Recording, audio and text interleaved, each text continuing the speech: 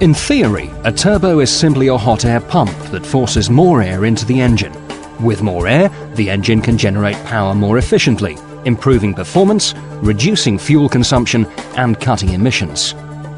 The turbo is mounted in the exhaust system between the exhaust manifold and the exhaust pipe. As exhaust gas exits the engine, it drives the turbine, which turns the compressor, pulling in air and compressing it. Oil passes through the turbo, providing vital lubrication.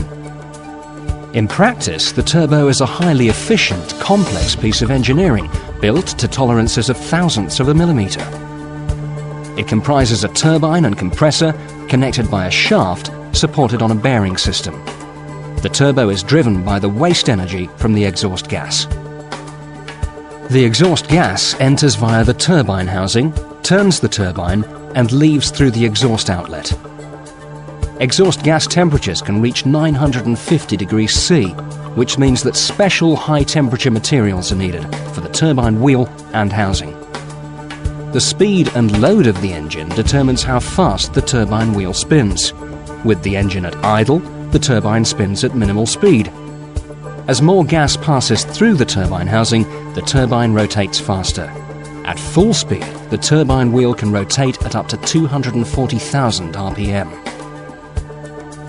The compressor wheel is connected to the turbine by a forged steel shaft and is powered by the spinning turbine.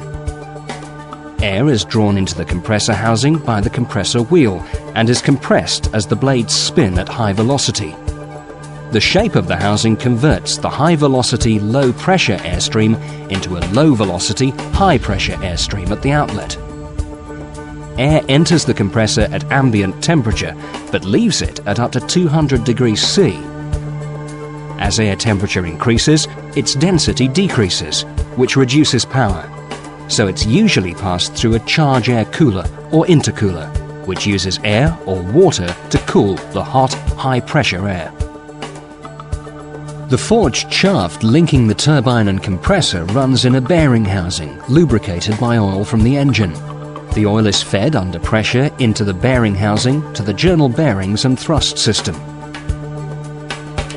The oil also acts as a coolant, taking away heat generated by the turbine. The journal bearings float on a film of oil between bearing and shaft and bearing and housing.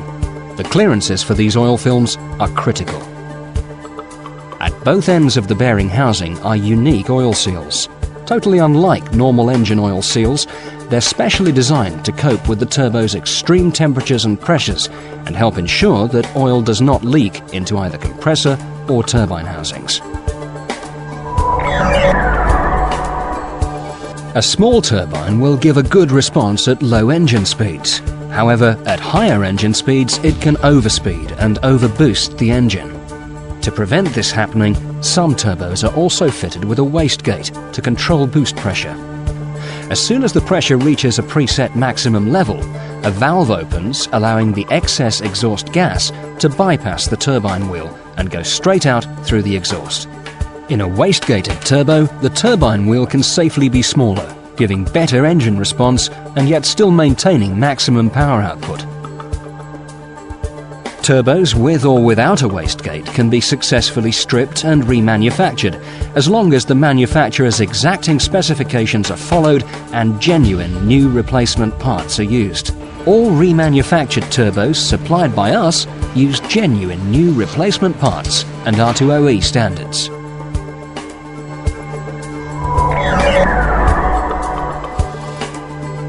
In conventional turbos, the amount of airflow into the engine is determined by the design of the turbine and compressor wheels and their housings.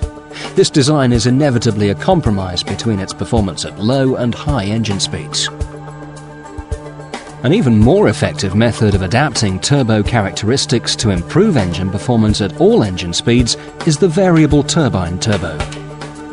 Depending on the manufacturer, variable turbine turbos use moving vanes or a moving nozzle to alter the turbine stage while the engine is running. This allows more efficient use of exhaust gas energy and airflow to provide the desired boost level across the widest range of engine speeds. This improves response across a wider engine operating range, improves fuel economy, enhances engine braking, and allows vehicle manufacturers to use smaller engine packages to achieve a given power output. Early variable turbine turbos used pressure or vacuum actuators to regulate the position of the vanes or nozzle. Most modern units use electronic control governed by the engine management system, with the turbo having its own ECU. The complexity of variable turbine turbos means they cannot be successfully remanufactured with an absolute guarantee of accuracy or reliability. Consequently, we only supply brand new variable turbine turbos.